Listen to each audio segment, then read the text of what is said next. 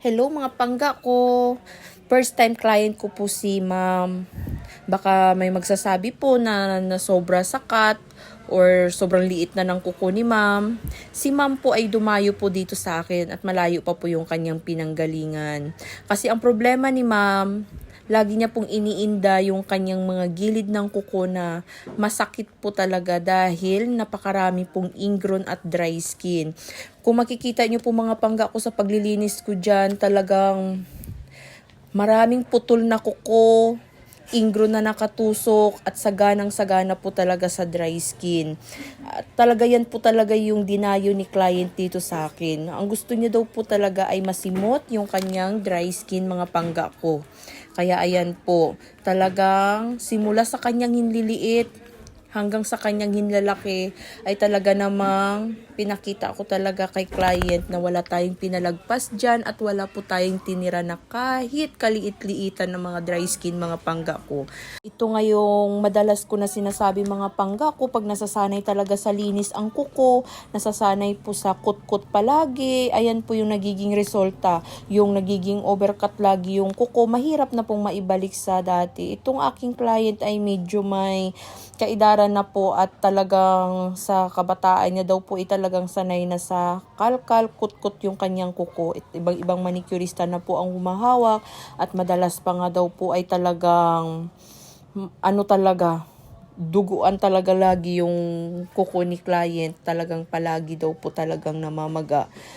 Ayan, yan talaga yung madalas. Tingnan nyo po mga pangga ko kahit sa kanyang mga hinliliit, bakas pa po yung pinanggalingan ng maga. Ayan, yan po yung hirap na po awatin, hirap na po pigilan pag sanay na po talaga sa linis, sa kutkot yung kuko.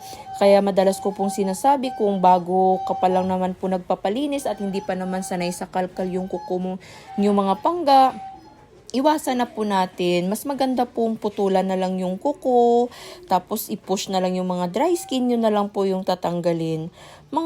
Pangga ko yung mga kuko pa naman tayo dito, mga naaagapan pa naman, naiingatan, pero mayroon po talagang mga kuko, mga pangga ko na hindi na kaya, talagang tulad po nito. Kasi mga baon na po yung mga ingrown.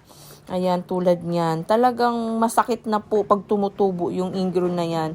Tapos yung dry skin, makati na po pag tumutubo.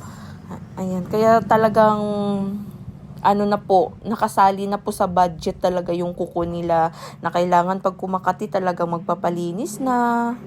Ayan, talagang pag sumasakit na ang ingrown, talagang manicurista na po yung hanap. Ayan, hindi na po talaga mapipigilan at hindi na po maaawat tong mga ganitong kuko. O, diba? Talagang, yung kabilang kuko nga po ni client, mga pangga ko, pansinin nyo po mamaya talagang may bakas pa po na galing sa pamamaga. Ayan. Talagang sinusundan ko po yung cut ng mga gilid ng kuko ni client kasi nga po, andyan po nakasiksik yung maraming dry skin. Ayan, at talagang sanay na sanay po talaga sa linis, sa kalkal yung kuko ni client. Ayan, pansinin niyo po mga pangga ko. Kasi kung hindi po natin ikakat yan, pag pinipisil ko po yung mga gilid ng kuko ni client, andyan pa po yung sakit. Kasi yung kuko ni client ay pabaon po pailalim. At andyan po lahat nakasiksik yung mga dry skin, mga pangga ko. Ayan. At maliban pa po dyan ay napakanipis po ng balat ni client, mga pangga ko. Naku, sobrang nipis. Pero yung dry skin niya, makapal na makapal. Ayan po. Ay talaga namang isang pagkakamali mo lang. Naku, kahit masundot mo lang ay talaga namang mamumula at talagang may lalabas talaga agad na pula. Ayan, talagang inunti-unti ko lang kasi nga kahit binabad po natin yan mga pangga ko, nauna man po yung hinliliit sa paglinis, nakababad na po ng sobra yan, ay talagang may sadyang makunat at matigas talaga na dry skin. Ayan, may mga paa naman po na mabilis lang linisan, may sadyang napakakunat po talaga ng dry skin kahit na ibabad na mga pangga ko. At sa mga bago po dito na nakapanood ng mga video ko na maliligaw, sa mga na magsasabi na ano ba yan, naglilinis ng kuko pero yung kuko napakadumi. Alam ng mga solid followers ko yan kung bakit laging ganyan ang aking kuko. Alam nyo kasi mga pangga ko, ang lagi ko pong ulam ay isda na may talbos ng kamote. Ayan. Yung talbos ng kamote yung dagta nun mga pangga ko. Talaga namang grabe kung magpaitim ng kuko. Kaya talagang pag nagluluto ako ng isda, kasi paborito po talaga ng asawa ko yung ulam na isda po at gusto niya po laging may talbos ng kamote. Ayan. Kaya magugulat kayo mga pangga ko pag wala kayong nakitang madumi na sa dulo ng kuko ko. Ayun po, hindi po ako nakapag-ulam ng talbos ng kamote. At lalo na po ngayon mga pangga ko ay taglansones. Nako, 2 kilo, 1 kilo mga pangga ko ay kaya ko pong ubusin sa isang upuan lang talaga. Ganun po ako katakaw sa lansones. Kaya marami nga pong nagsasabi na signature ko na po yung dumi ng kuko ko at hindi na po yata talaga matatanggal yan. Hanggat nag-uulam ako ng isda na may talbos ng kamote, naku mga pangga ko, hindi na yan mawawala yung itim na yan sa dulo ng kuko ko. Talagang bakas na po yung dagta ng talbos ng kamote lagi. Ayan, kaya sa maliligaw po dito, sa mga nagtatanong na bakit ganyan lagi ka itim yung dulo ng kuko ko, ay mga pangga ko, talbos po yan ng kamote. Kung hindi man talbos ng kamote, dagta ng lansones. Ayun mga pangga ko. At sobra-sobra nagpapasalamat ako sa inyo, lalo na sa mga solid followers ko. Alam na po nila kung bakit minsan sila na po yung nakikipagsagutan sa mga maliligaw dito na nagpupuna lagi ng kuko ko.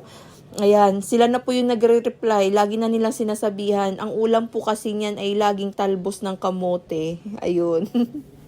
Ayan, sa mga solid followers ko, sobra-sobra nagpapasalamat po ako sa inyo sa laging pagsubaybay, sa laging panunood ng mga video ko. Natutuwa po kayo sa mga pagkakalkal ko ng kuko. Ayun.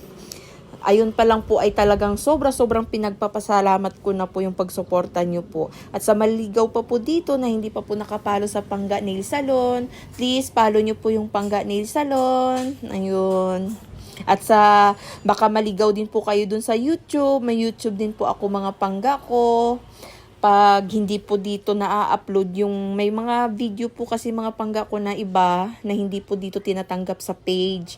Medyo may pagkaselan po dito. Doon ko po ina-upload sa aking doon ko po ina-upload sa aking YouTube channel. Pangga Nail Salon din po yung pangalan ko doon mga pangga ko sa YouTube. Kaya baka maligaw po kayo doon. Huwag niyo pong kalimutan mag-subscribe po, tsaka i-like po yung aking mga video. Ayun, maraming salamat po. At ayun, paalala ko na naman po mga pangga ko sa mga naiingayan po lagi sa aking pagbo-voice over. Huwag nyo pong kalimutan na pahinaan agad yung volume ng cellphone nyo. At yung may nakasay na parang sounds, nako, i-click nyo na po agad yan para manahimik na po ako at talagang nakamute po ang inyong cellphone. Wala po kayong maririnig na boses ko. Ayun, unahan nyo na po agad, pahinaan yung cellphone or i-mute nyo po yung cellphone nyo. O, di ba? Nakakapanood kayo ng matiwasay na wala po yung ingay ko mga pangga ko. O, di ba? Enjoy lang po tayo dito. Sorry po kasi hindi naman po lahat tayo dito pare-pareho. May mga tao pong may mga solid followers po ako na gusto naman pong nagsasalita at meron din naman po ako dito mga solid followers na gusto nila yung tahimik lang. Pero ang ginagawa nila, i-mute nila. O, di ba wala na pong problema? Maliit na problema mga pangga ko. Kaya kayo na lang pong mag-adjust. Wala naman pong dapat idadagdag. May mga problema na po tayo kanya-kanya. Dadagdagan nyo pa ba? Sa simpleng pagbo-voice over ko po, ipoproblemahin nyo pa. Mute na po agad yung cellphone. Di ba po? Maraming salamat. O, di ba? Love lang po tayo dito. At mga pangga ko, sa mga nagmi-message po sa akin, sorry po talaga, hindi ko po kayo ma-replyan.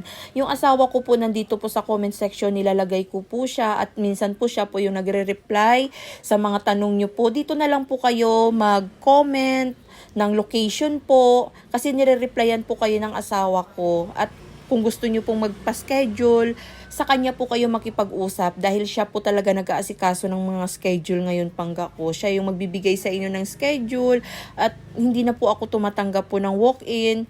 Kailangan po talaga naka-schedule ang pagpunta po dito kasi minsan po madalas ako wala dito or minsan po puno po talaga. Kasi yung mga pumupunta po dito ay naka-schedule po mga pangga ko. Nakakahiya naman po bigla kayong mag-walk-in tapos hindi ko po kayo magawa. Ayun po. Maraming salamat.